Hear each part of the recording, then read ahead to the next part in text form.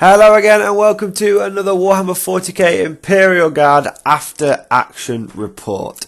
So this is the After Action Report for the Warlords Team Trios tournament that I went to on the 21st and 22nd of this month.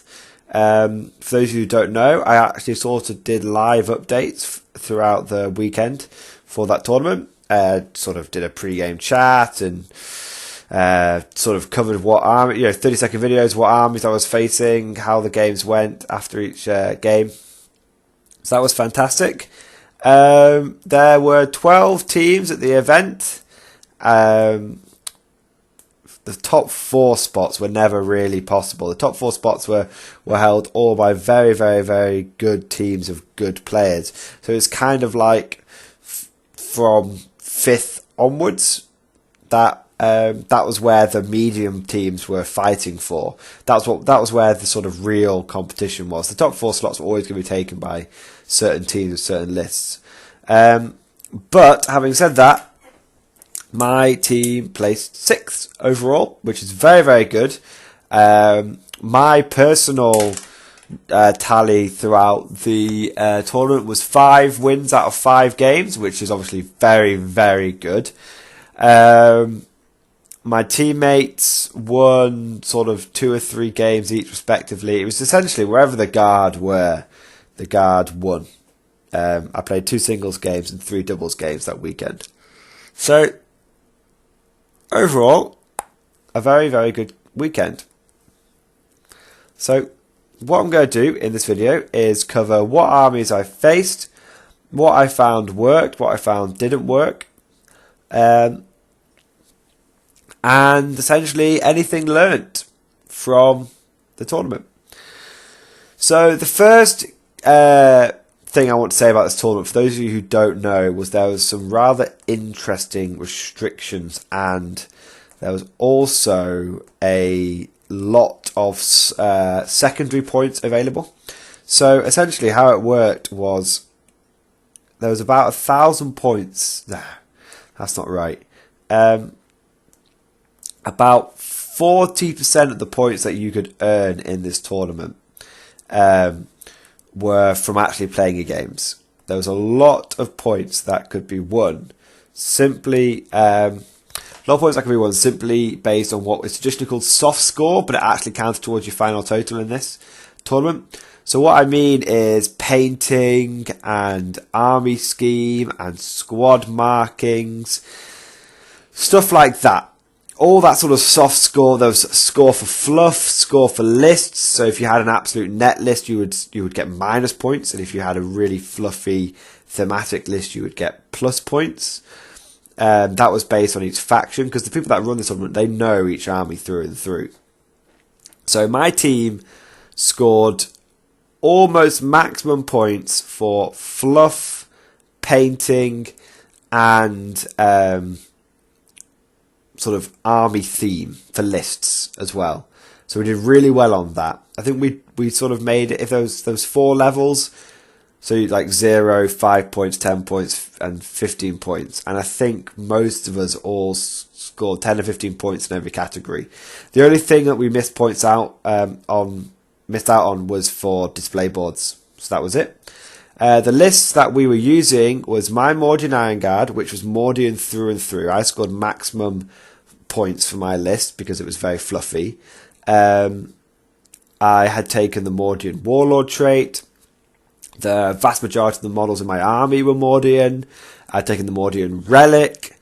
Just everything. Everything was Mordian in my army. I think I had 20 models in my army which weren't Mordian, which were Acadians, and I used those, and they've been heavily converted. I've put third-party backpacks on them, third-party bits on all the models, so I got loads of points for converting, loads of points for modelling, which was great. And obviously I had it where my conscripts were my Mordians, Iron Guard metal models, and each squad had a unique and converted flag, which was nice. And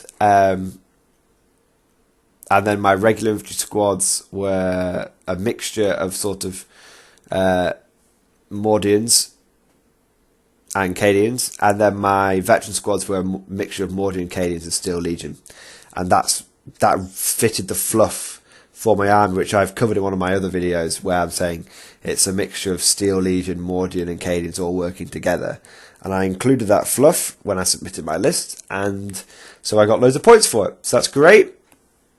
Other list that was on my team was the Blood Angels list, which was it was Assault Cannon spam, admittedly, but the way we justified it was, and because we justified it in our fluff as well, and to the tournament organisers, was the fact that Blood Angels were, I think, the original faction that got Razorbacks on their Assault Cannons on their Razorbacks. Assault Cannons used to be unique to the Blood Angels before everyone got them. And we had Bile Predators, which no one took. And we only had 3 Assault Cannon Razorbacks at the end of the day. And we had 2 Bile Predators, which no one else took Bile Predators. So a few of the Blood Angels players, no one else took Bile Predators. We had Sanguinary Guard, we had Mephiston. Everything. It was pretty fluffy, the list, at the end of the day. We had 5 Assault Terminators, and all of them converted. Loads of converted models in the army. So it was really good. Overall, it was really good. And our final list was the 11 Dreadnought list, which scored maximum points on everything because it was actually rubbish. A bit unfair to my teammate Declan, but it really that all Dreadnought list struggled because there was a lot of rifleman dreads, but they didn't have much in the way of screening, so they often got caught up in combat, which was a bit of a shame for him. And his list was Iron Hands, but he'd painted them all as Blood Ravens. So we had the 50th Mordian Rifles, which I dubbed the Iron Bloods for this regiment, and they were all, my colour scheme, mostly red. And then we had Blood Angels, which were red, and then we had Blood Ravens, which were red. So our overall sort of theme for our army was, we were every single faction in our army had the word blood in it. So all this combined, the reason I'm going on about this for the after action report, I've spent 7 minutes talking about this already, is something I've noticed a lot of tournaments do in 8th edition is fluff and painting scores. So it's really, really important to take that into account when you're going to a tournament. More so than anything with 8th edition, a lot of tournament organisers are giving lots of points out for fluff, list writing and paint schemes. More than before. No longer is it just a case of 3 colours and done. No longer. Now tournament organisers are expecting a certain level. This is the second 8th edition tournament I've been to, and in both of them I've noticed that tournament organisers are basically saying you need to do a lot more than what was expected in 7th edition. So for those of you thinking about going to UK tournaments and also other ones in Europe, please be aware that your painting is going to be a huge factor. And I can say with confidence, and I'll move on to the actual tactics part now, I can say with confidence that our painting and fluff scores did impact where we ended up. We ended up 6 out of 12, which is the top half. And there was other lists there, other teams there, which didn't do, which may have beaten us in games, but due to sportsmanship and painting and fluff, they did poorly and they got marked down quite heavily. But anyway, that's 8 to 9 minutes of me talking about soft score in tournaments. That's not what you guys are that bothered about. Let's get down into the meat and potato of it, the games that I played. So, the first game I played was a singles game, 2,000 points. My Mordian Iron Guard versus a pure Adeptus Mechanicus list. I don't really have access to my opponent's lists, unfortunately, but I can put my list down in the description at some point. So my list was the standard rule of 3 list, where I took 3 units of conscripts, 3 infantry squads, 3 veteran squads, 3 company commanders, 3 commissars, one was a Lord Commissar, and then I took 3 tank commanders and 2 basilisks, and 3 astropaths. The astropaths, every game I went for Maelstrom, the Psychic Vortex Maelstrom one, Night Shroud and Psychic Barrier, which was very useful. Okay, so against Detective Mechanicus, my opponent's list was, off the top of my head, he had 6 big Castellan robots backed up by Call and a couple of Data Smiths. He had 2 units of Vanguard, 1 unit of Rangers, a Dominus, and 2 units of Tractor Servitors. And his Death Star was his Castellan robots, his 1950 space robots. His armour was beautifully painted. It was all painted in bright yellow, and yellow is a hard colour to do. So it was a bit of a different take on the old Mars list. And my opponent, basic strategy was he marched his 6 robots down the field, and he put on 2 or 3 stratagems and canticles, and he used 5 out of 6 command points in one fell swoop. And those robots were hitting on +1, re-rolling wounds, doing mortal wounds, just re-rolling hits, just thanks to Call. It was insane. But then my opponent, he split-fired a lot of his shots, because each one of his robots were able to fire twice, so each one of his robots was doing 18 shots. Wow. And he destroyed Lehman Russ Punisher, Tank Commander, butchered one of my conscript blobs down to 10 men, and did scatter casualties to my other squads. He probably wiped out, in total, about 30 guardsmen and a tank in his turn 1, which was quite good.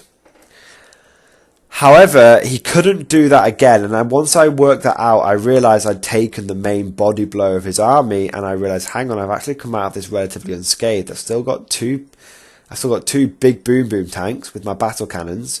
I've still got 2 Earthshakers, and I've still got 100 infantry at least. So we're in good shape here. So what I did was I focused a lot of my tank and Earthshaker firepower into his big robots, and I learned that if I had to kill them outright, otherwise he'd repair them. So I killed, I think it was 3 robots turn 1, and then turn 2 I killed 2 robots, and then turn 3 I finished them off. And basically what I realised is that once a couple of robots have been killed off that big Castellan robot unit, the firepower was greatly diminished, especially with the fact that he couldn't lay on all of his bada bing bada boom stratagems on them. So that was good. Second thing I learned is that astropaths are very, very good at getting past Shroud Psalm, because Shroud Psalm says you're in cover, but astropaths remove cover if they're within 18 inches. So I was able to get past his Shroud Psalm on 3 of his units a turn, which was very good. And overall, I won the game. It was a custom mission where there was 3 objectives on the board, 1 on my side, 1 in the middle, 1 on his side, and for each turn you control an objective, you got points. So I was able to control my opponent's objective by blowing his rangers off it, and then moving a couple of infantry squads on there. And I was able to just deny the central objective by throwing conscripts onto it, because the rule for the custom mission was OBSEC didn't matter, you just couldn't have any enemy units within 6 inches of the objective. So I just denied the middle one, shot him off his one, so I claimed that one with infantry squads for a few turns, and then just sat on my own one with veterans and infantry squads. So it worked out really well. I played to the objectives, and what I realised with the guard was, if you can survive that initial punch to the face, if you can survive the alpha strike, generally speaking, you can blow your opponent. You can do a lot of damage to your opponent. You can blow them away, and once you've sort of initiated your counter alpha strike, if you do enough damage to them, they don't generally recover. And that's the fact that Lehman Russ get to fire twice now really helps us do that. So that was fantastic. So I got a major victory against my opponent. He was an absolutely fantastic opponent. Someone actually I played in the last tournament, who was the Orc player when it was kill points. If you don't remember that tournament, go back and watch one of my other videos, After Action Tournament Report. He was the Orc player with 100 boys protected by a custom force field and all the drugs, all the feel no pain. So absolutely fantastic opponent, really, really good mission, great start to the tournament. My teammates who were playing the doubles game unfortunately got a minor loss, but because of my major victory overall, we won that round, which was great. Turn 2, I played a doubles game, 1,000 points of Mordian Iron Guard, which is basically just my infantry, so my conscripts, my infantry squads, and my veterans, paired up with the Dreadnought list, which was 3 Rifleman Dreads, a Redemptor and a Contemptor, plus a Tech Marine Servitors and a Captain. So we had lots of infantry and we had a fire base and we were facing off against Ynnari. Now, Ynnari are very, very powerful. Really, really powerful. That Soul Burst ability is not to be underestimated. It was a very thematic game because our opponents had quite a few bits in reserve. They had the Yin Khan, they had 2 lots of... what do you call them? 2 lots of... what are they called? Swooping Hawks. 2 lots of Swooping Hawks in reserve, and they had Wraith Guard in Wave Serpents. Now, Wave Serpents are really tough to deal with. They have 13 wounds, and they're able to reduce the damage by 1, which meant a lot of the Rifleman Dread's firepower felt wasted, and a lot of my overcharging plasma guns were kind of wasted as well. It did help that I was winning on 3s, but then I was only doing 1 damage anyway. So, yeah. So it was a really good game. It was very thematic because our opponents spent the first 2 turns when they wanted... we obviously formed a line of infantry with dreads in a building, creating a fire base. And it was just kill points, the mission. And it was very thematic because the Eldar they had lots of bikes and wave serpents and flyers. And the Eldar were just skimming the 24-inch range barrier for all their things like shuriken cannons and stuff like that on their bikes. So a lot of their units stayed exactly sort of 23, 24 inches away from us, so that a lot of our firepower, we weren't in rapid fire range, but their firepower was fine. And they did a lot of damage to us turns 1 and 2, and we did sort of a bit of damage to them. But they were just seeing where they could make a break in our lines. They were literally whizzing jet bikes over to one side and doing a bit of damage there, then suddenly rapidly redeploying with the wave serpents over to the other side and doing damage there. And they were sort of seeing where we'd break and where our firepower was strong. And they were really tactically sound, the enemy, and we responded really, really well. We had 2 lines of infantry and then a 3rd line with a Redemptor, a Contemptor, and some veterans, which were our reserves, and we would try and direct our firepower where we felt the enemy was starting to break through. And it was on turn 3 when our opponents made their move, and they came to our right side and they deleted 50 infantry in 1 turn. They deleted 30 conscripts, they deleted a veteran squad, most of 2 infantry squads, and they even got one of the commissars as well. They really, because the 2 units of Wraith Guard popped out, the 2 of the Swooping Hawks dropped down, there was 13 bikes on that just zipped over there. They really chose a flank where we were weak and they just deleted it. In response, because we knew where they were, we poured a lot of firepower into them, but it was really difficult. And one thing I want to say is they really used their soul burst tactically. They were very, very good at using their soul bursts. And overall, it was purely down to the fact that we were able to get an early lead on kill points, and the fact that Eldar bikes are kind of susceptible to autocannons, and the fact that Eldar Swooping Hawks are quite weak to small arms fire, that we were able to get 2 units of Fire Dragons, because they're only toughness 3, 2 units of Swooping Hawks, the bikes, and the Wave Serpents, and that gave us enough points along with First Blood and Warlord. That gave us enough points to win the game. We got a minor victory there. But yeah, it was really, really good. All I can say, guys, is Soul Burst is really awesome. Be very aware of it. However, one thing that we learnt in that game, so the first game we sort of learnt if you can take the Alpha Strike and you can fight, if you can punch back harder, that's great. Second game we learnt Soul Burst. The way to get round it is just to reduce every squad down to 1 man, but not finish them off. And then most of the time, Battle Shock took care of the rest. Not on the Wraith Guard, admittedly, but on the Swooping Hawks and the Jet Bikes, that certainly was the case. And the Fire Dragons as well. We just killed them. That we killed 4 in one go, left the last one alive, and often he would go poof to Battle Shock. So that's the way you get around Ynnari Soul Burst, guys. At the end of the game, because obviously it was a really tactically intense game, I was quite intense in that game. But I shook both my opponent's hands. I said, sorry if I was a bit intense. They went, no, we really enjoyed that game. It was really tactically stimulating. It wasn't just a game of 40k where we just sledgehammer into each other. It was fantastic. So that was great. And I was quite relieved that my opponents realised I was just really focused and that I wasn't being a cock.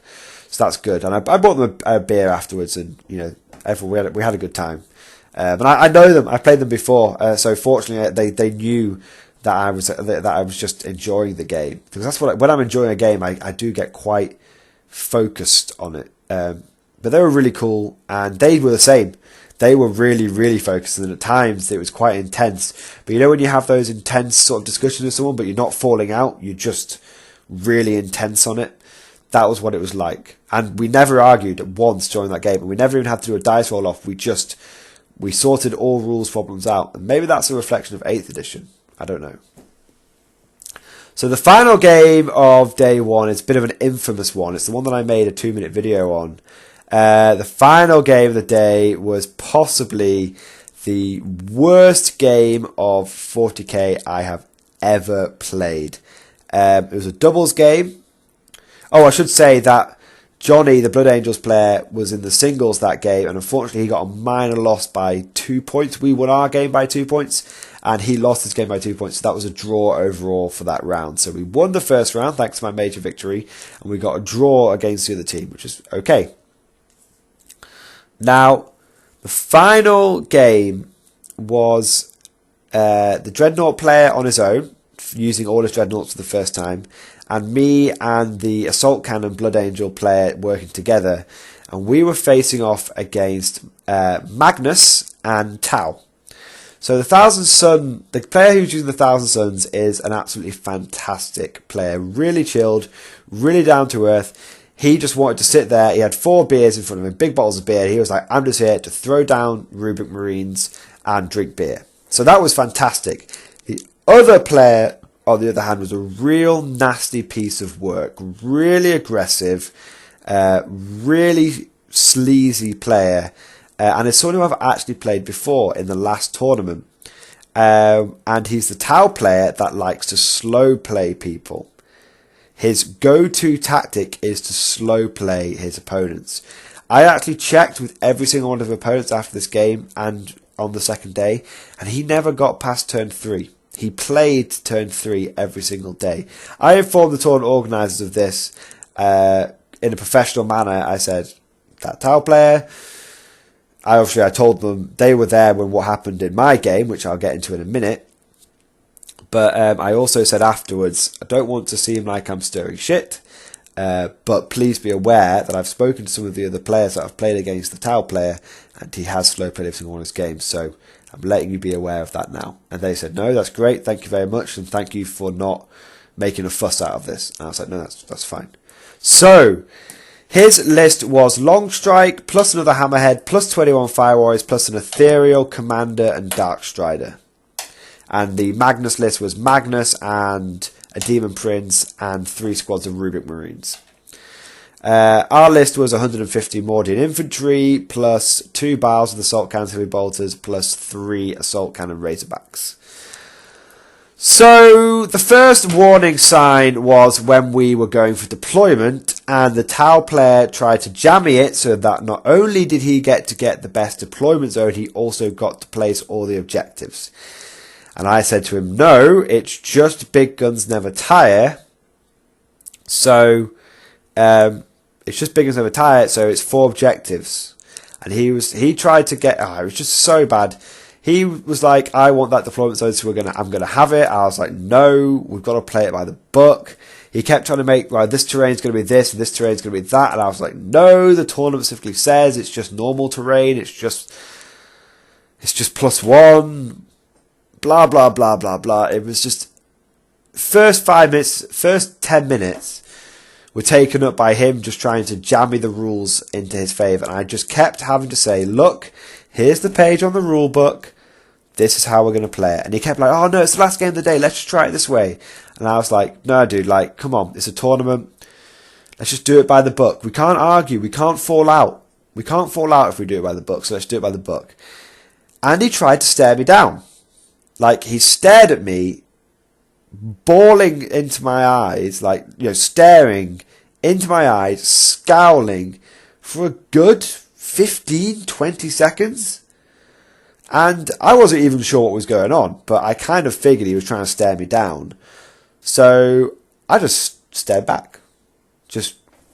I just had my finger pointed to the rule at the rule book, and I just stared back at him. And I didn't pull a face. I just stood there very placidly, and I stared back at him. And eventually, he sort of huffed and shrugged his shoulders, looked away, and then looked at the rule book. Before finally exclaiming loudly, oh, for fuck's sake, we'll just do it by the book then, which is what you should do in a tournament.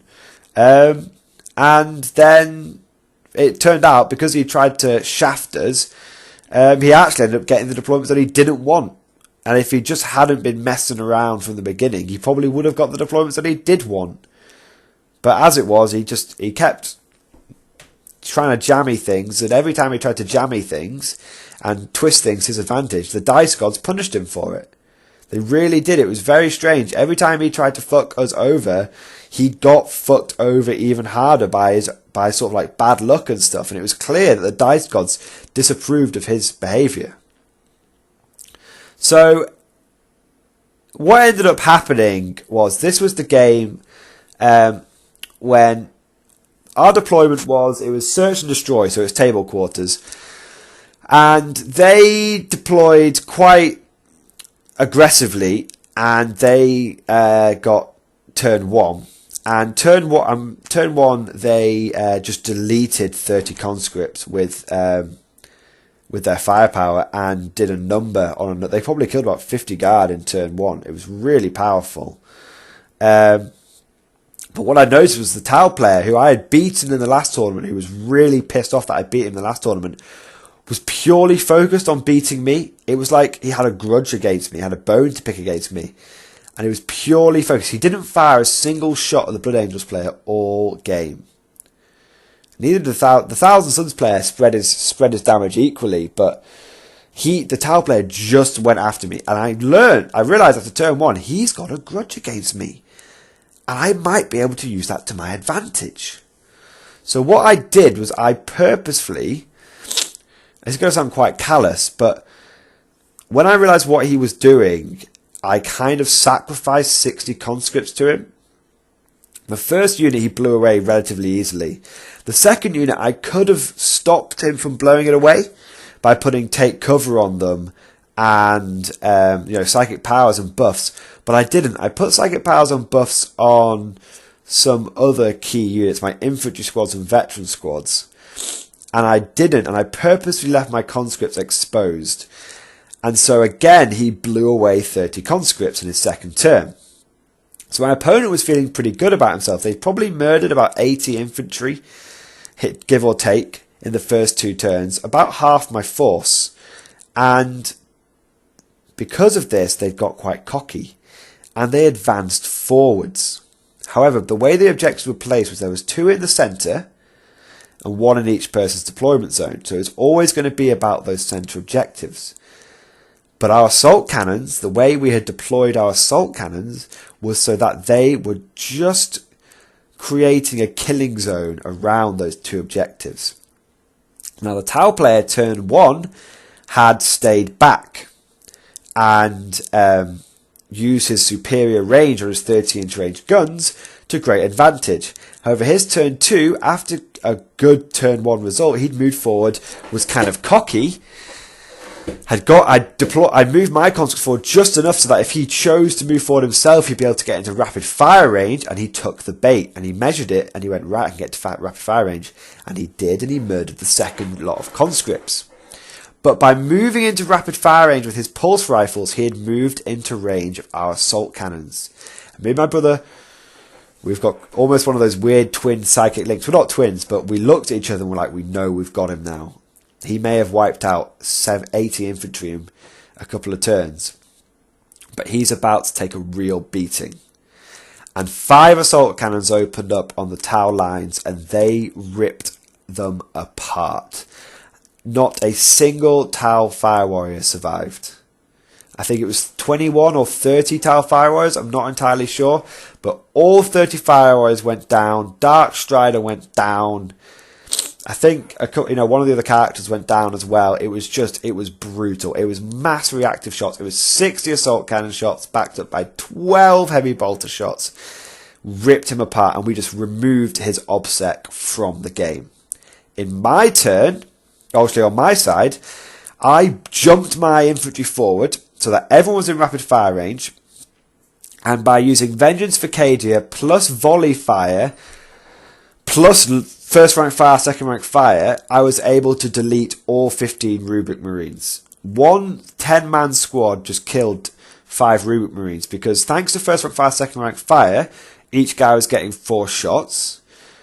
And then because of Vengeance Vicadia, they were re-rolling hits and wounds. And then thanks to volley fire, every time they got 6, they got to fire again, which meant each one of my infantrymen in that squad was putting out 8 shots. And I got a 6. I threw a frag grenade with my sergeant, and he got 6 shots. Hit with all of them, rolled a 6. Got to throw another frag grenade, where I got another 6 shots with the frag grenade, where I hit with most of those as well. So my sergeant did 12 shots, basically, and got about 10 hits. And obviously the plasma gun got to fire. I was lucky, the plasma gun got to fire twice. That's 4 plasma gun shots, overcharged, of course, to get past the Rubric Marines all as dust rule. Plus, heavy bolter got to fire twice, so 6 shots on heavy bolter. I was pretty lucky, I got a lot of 6s. So thanks to all that, one 10-man squad was able to finish off a 5-man Rubric squad easily. A couple of veteran squads ganged up on the second one, and everything else I had officers with las pistols, bolters from the commissars, few damaged, a conscript blob, a couple of other infantry squads. They all ganged up on the final 5-man squad and brought it down. We'd also put 12 wounds on Magnus at this point as well, thanks to our turn 1. And our opponents suddenly realised that they just lost every single OBSEC unit on the table. And my opponent, the Tau player, the Thousand Sun player, was impressed. He went, bloody hell, that Vengeance Vicadia plus volley fire combo is nice, isn't it? The Tau player went from being very cocky to very pissed off in the space of one shooting phase. And our shooting phase only lasted 15 minutes.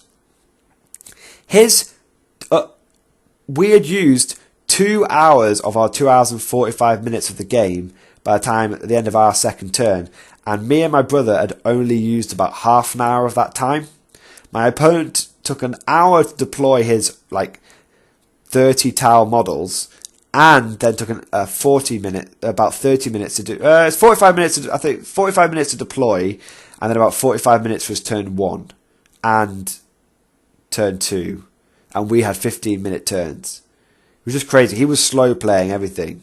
I think I remember because we had 2 hour 45 minutes. Sorry, I'm going back on myself. We had 2 hour 45 minutes. Our turns are only taking 15 minutes each, and the TO came over to us and said, "You've only got 30 minutes left by the end of our turn 2."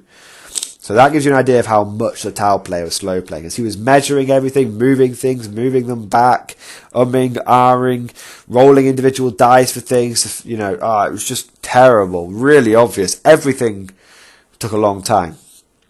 And he was pissed because he just lost every single one of his things. He was really angry he'd lost all his OBSEC, because he just realised the game went from him cakewalking over us to him in a serious trouble. And he was aggressive, really aggressive.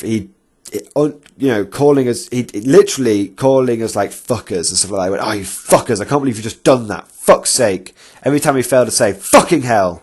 Really aggressive, and it was directed at us.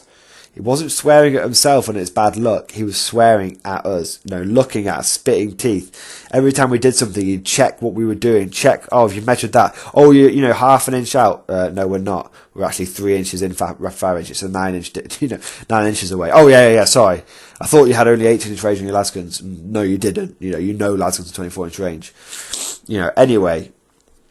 So really aggressive, really nitpicky, real bell end. But me and my brother kept our cool because we realised we were in a really good position here. We lulled them into a false sense of security and we punished them for it.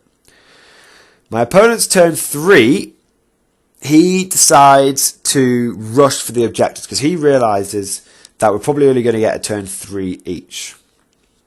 So he slow plays as hard as he can and takes up 20 minutes of the last half an hour we have in his turn. 25 minutes? We had 5 minutes to our last turn. I remember distinctly. We had 5 minutes to our last turn. So he takes up 25 minutes. But what really pisses him off is the fact that he charged.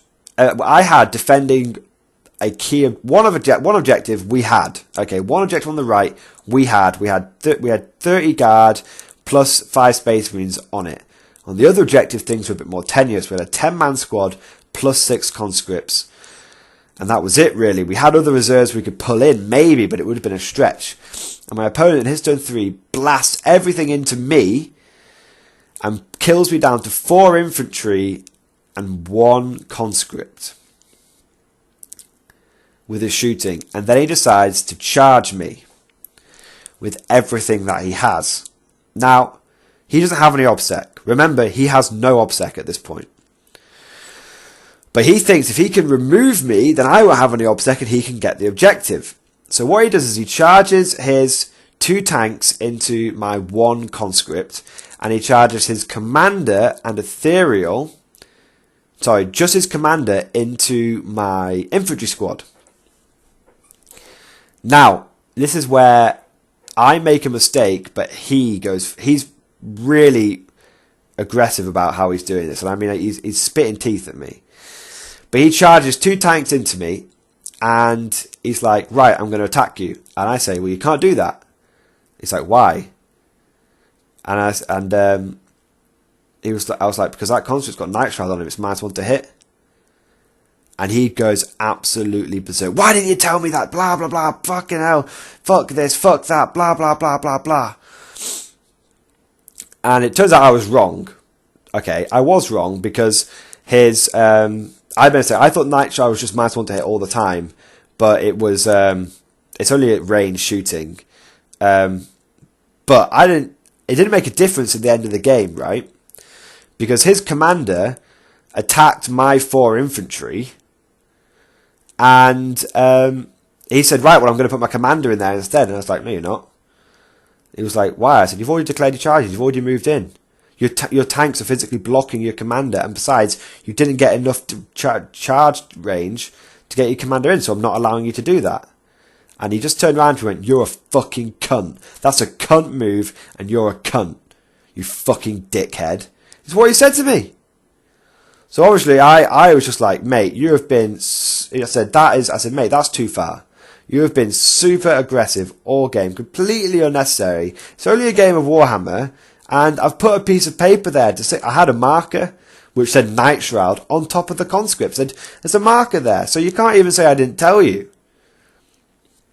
And he said, you've got to tell me, you've got to tell me. It's like, I don't have to tell you. I put a marker there. It's your choice to ignore the marker, mate. It's a pretty big piece of paper. Anyway, he gets the TO over, and the TO over says, is there a piece of paper there? And he goes, well, yeah. And he says, TO goes, well, that's fine then.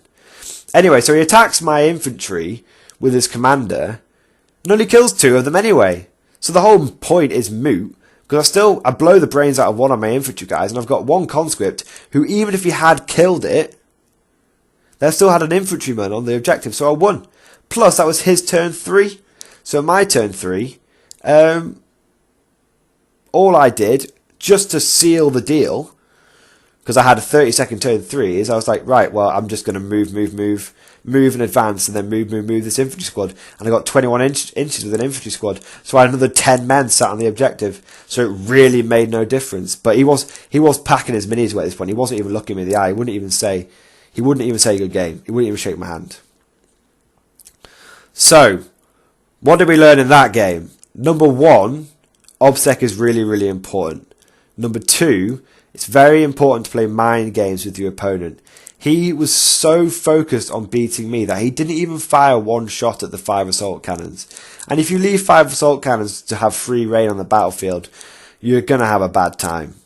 So, number 1, if you can, use your infantry to lull your opponent to a false sense of security.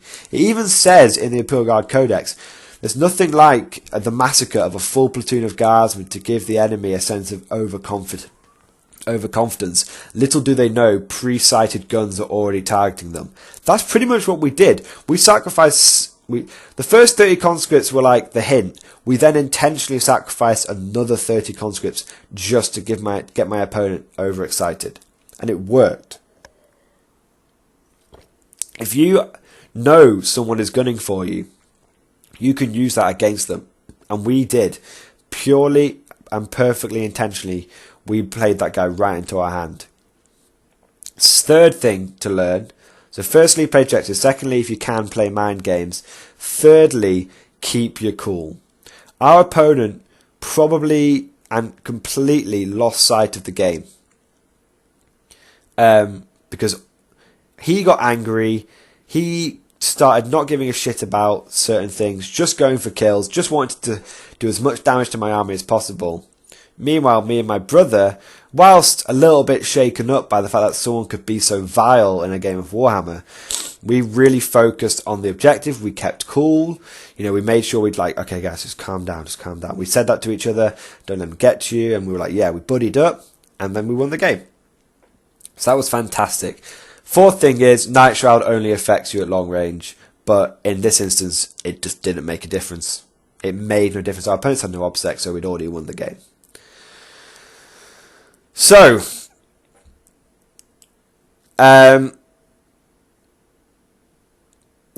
that was the first day. Obviously, I've gone on a lot about that third game. Sorry, guys. This video is probably going to be about an hour long, but I'll try and wrap it up in the next 10 minutes.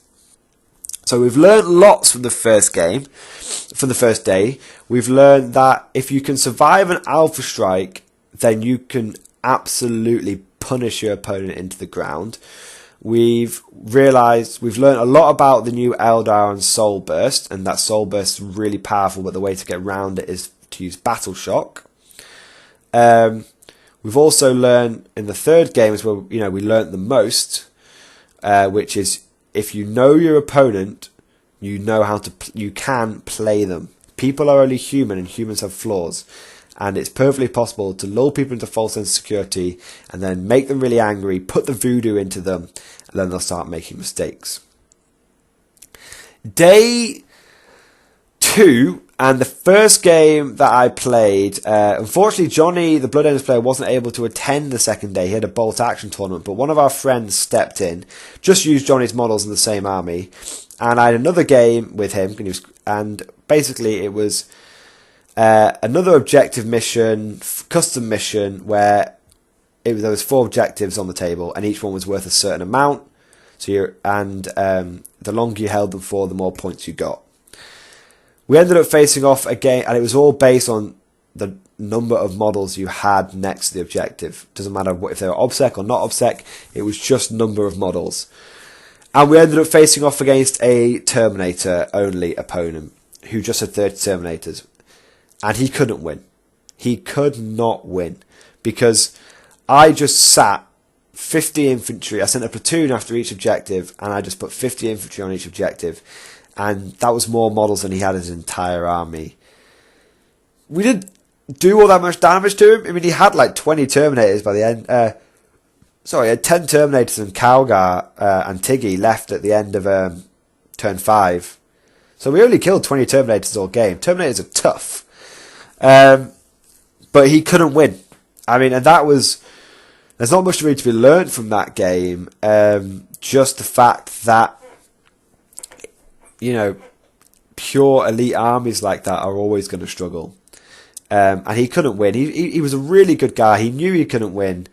One interesting thing to note was he was kind of psychologically psyched out. He had the voodoo put into him before the game even started. And that really helped us because he played a bit sloppily because he thought, oh, I can never win this game. He might have been able to. You never know. If the dice had gone perfectly his way, he could have won. But he didn't. And he decided that he had already made his mind up that he couldn't win the game. So he almost threw it away subconsciously. And he even said that. So there you go. Now, the final game of the tournament for myself. I should say in game 3, unfortunately, against, you know, Declan was against the Dreadnought player was on his own and unfortunately got a major loss. So we actually, even though we beat the Tau player, our team lost that by a minor amount. But we still beat the Tau player, which is great.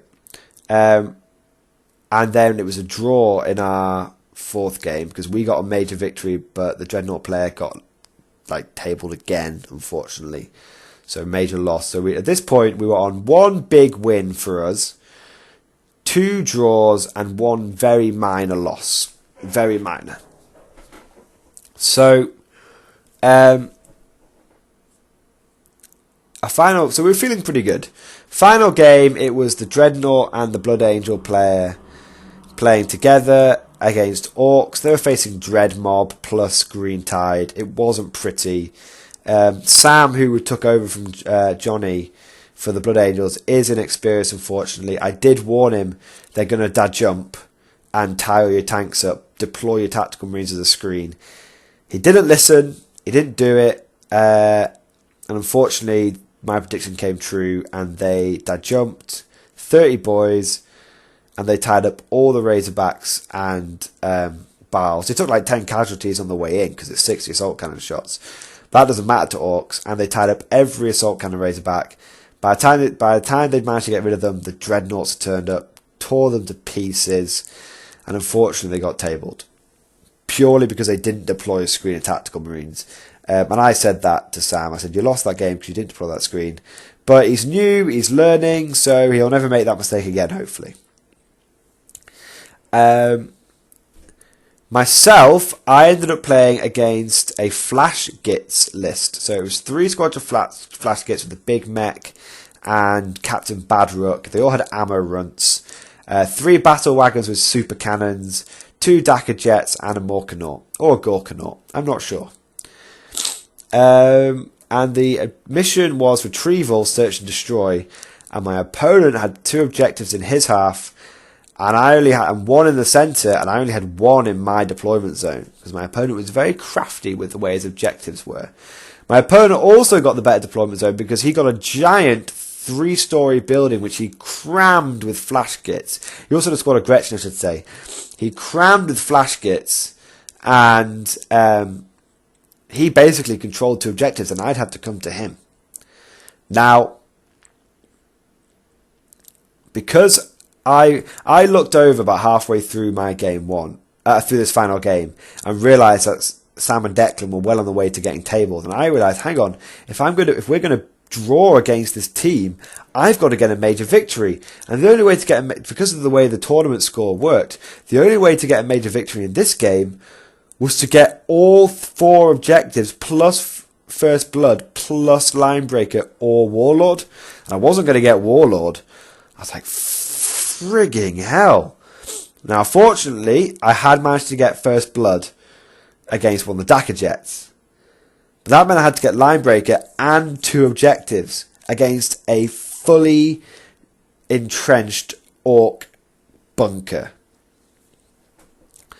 But what I did is I asked my opponent a very important question, which was, what is the range on a Flash Git Snaz gun? He said 24 inches. And I was like, very interesting. So what I did is, turns 1 to 3, I blew the planes out the sky, and turns 1 and 2, I blew the planes out the sky, and I moved into position. 24.1 inches away from his flash kits. So they couldn't shoot me, and if they wanted to shoot me, they'd have to come out of their building. But if they came out of their building, I had a Leverus Punisher ready, 24.1 inches away. So I was very much in a good position. I then proceeded to use all my las cannons, my heavy bolters, and heavy bolters on my Punisher, and my Earthshaker cannons, and my Lehman Russes with battle cannon, las cannon, heavy bolter. I used all that, and I just bombarded him, because guess what? It was 3 battle wagons with super cannons versus all my long range firepower. It's an Imperial Guard long range slugfest versus an Orc long range slugfest. Who's going to win? Who is going to win a long range firefight? It's going to be the Imperial Guard. So I blew away his Mork and Orc, because I thought that'll charge in and fuck me up if I'm not careful. I blew away his Mork, possibly Gorkanaut. I blew away both his Dacker Jets. I blew away his one of his super cannon things. He was doing damage to me. He blew up one of the Leverus Punisher, and he did a lot of damage to some of my conscripts. And then I just turned 4, I made my breakout. I was like, right, these objectives are about 22 inches away. I need to remove 1 squad of Gretchen and get enough guys onto each objective to count them as mine. And that's what I did. Very fortunately, with the handy command point I'd left around, I was able to order move on 2 squads of conscripts. One had been basically whittled down to 10 men. So I put 30 conscripts on one objective, backed up by a commissar and a 10-man infantry squad, and then I put 40 conscripts on another objective, backed up by a Lord Commissar. Both his objectives, I should say, and then I had veterans holding my objective and another infantry squad holding, and a couple of characters holding the final objective that was in the middle. So my objective was held by 30 veterans. I think 10 actually. 20 veterans, 10 had been killed. Middle objective was held by enough, and then he had 40 infantry on each one of his objectives. His turn 4, he did a lot of damage, but I still had about 20 infantry on each objective. My turn 4 and 5, he only got turn 5 to shoot at me, because I moved out on my turn 4 and I went second. So my turn 5, I just shelled all his infantry. And that was it. I broke the Gretchen, because all I needed to do was kill the Gretchen, because everything of mine was obsec. And I fired 2 battle cannons, which you could see, 4 heavy bolters, 2 las cannons, 2 storm bolters, 2 Earthshaker cannons into an 11-man Gretchen mob. There was not a lot left. They all died. They got pasted. And I won the game just because I had to beat my opponent by 5 points. And if he had held 2 objectives, if he had held 1 objective, and he had 1 objective and I'd held 3, then it would have only been like a minor victory. But because I held all 4 objectives and Linebreaker and First Blood, it was a major victory. My opponent didn't score any points. So fortunately, that was a draw overall. So what did we learn? We learned that you don't necessarily have to march for the objectives turn 1. You can move forward to a certain point and then make a final minute breakout. Also learned that Lehman Russes firing twice basically is like having 2 Lehman Russes on the battlefield for each. It's like having double the amount of Lehman Russes. Absolutely fantastic.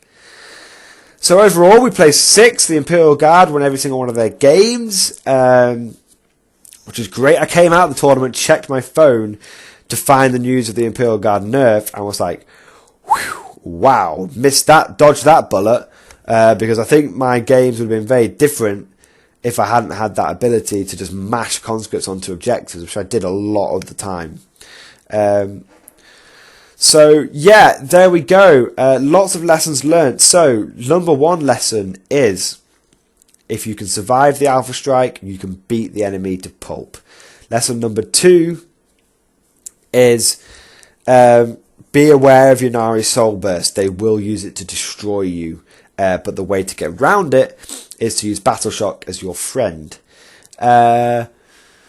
Game number 3 is keep cool, play to the objectives, and you will succeed. Game number 4 is, if you come across a Terminator list, you'll be fine most of the time. You don't have to do that much damage to it. You can win a game and only inflict a few casualties on your opponent. And game number 5 was you don't need to advance into the jaws of death if you can play tactically, hold back, bombard your opponent a bit, and then when they're weakened, go for the push, go for the victory. So, really long video, but obviously it's 5 games, full weekend covered, lots of things learned. So, absolutely fantastic tournament. I really recommend you guys check it out. It's there's going to be the people that run the tournament are called the Northern Warlords. You should check out their Facebook page, and yeah, they run a real tight knit event. They do a lot of team events as well, which is great, and they do a lot of singles events.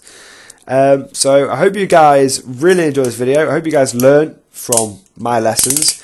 It's going to be interesting how to adapt my tactics now Commissars have been nerfed. I think I'm probably not going to run Commissars going forward. I might run one Lord Commissar with Draconian Discipline as a trait, as a Warlord trait, but that might be it. But I really hope you guys enjoyed this video.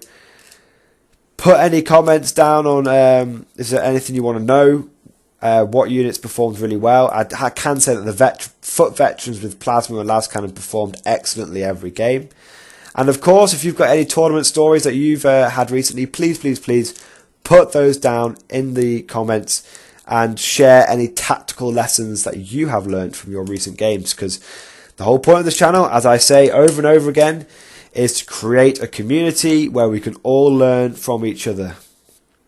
I have learned a lot from you guys in the comment section. My list that I took was heavily influenced by some things that I've read in the comments. One of the examples being what did someone say to me? Someone in one of the comments said, try taking a melter gun in each one of your veteran squads, because it does come in useful. And I did. I took a melter gun in each one of my veteran squads. Absolutely fantastic. Once a game it fired normally, but it was always nice having those D6 wounds instead of just the flat 2 from the plasma. So that was a really nice bit of advice. So it's a good example of how not only do you guys learn from me, but I learn from you. So thank you for watching. I hope you enjoyed this video, and I'll see you guys next time.